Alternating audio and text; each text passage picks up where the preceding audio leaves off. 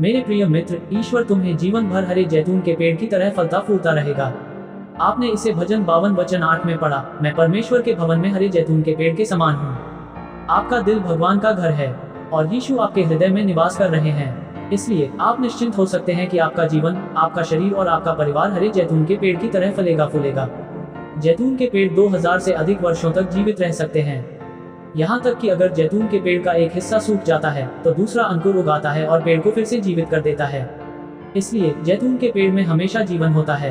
यही कारण है कि यह पद कहता है, मैं परमेश्वर के भवन में हरे जैतून के पेड़ के समान हूँ। इस दुनिया में चाहे आपके सामने कितनी भी चुनौतियां आए, भगवान आपको नया जीवन देंगे, ठीक जैतून के पेड़ पर नए अंकुर की तरह। इसलिए डरो मत, क्योंकि जीवनदाता यीशु तुम में है।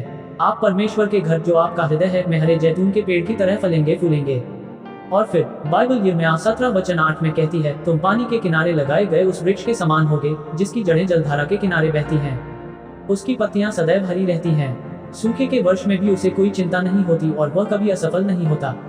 भालू फल, गर्मी आने पर यह कभी नहीं डरता, और ऐसा ही एक पेड़ है आप हमेशा फल देंगे, यहाँ तक कि गर्मी या सूखे के बीच में भी, क्योंकि आपकी जड़ें लगातार जीवित जल से पोषित होंगी, जिसे भगवान अपने वचन के माध्यम से आपको हरे जैतून के पेड़ के रूप में बरकरार रखने के लिए प्रदान करेंगे।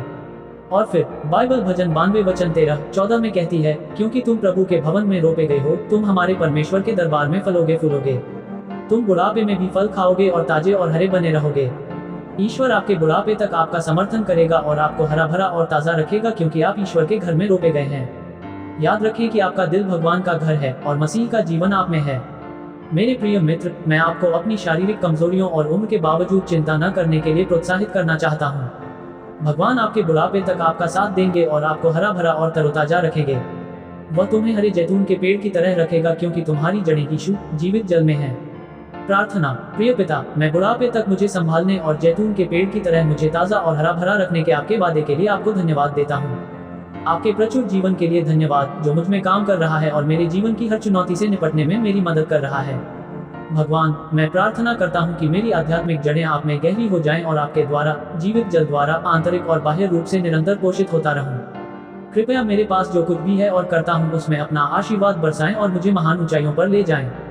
अपनी महिमा और दूसरों को आशीर्वाद देकर मुझे हर दिन मजबूत बनाएं। यीशु के नाम पर मैं प्रार्थना करता हूँ, आमीन।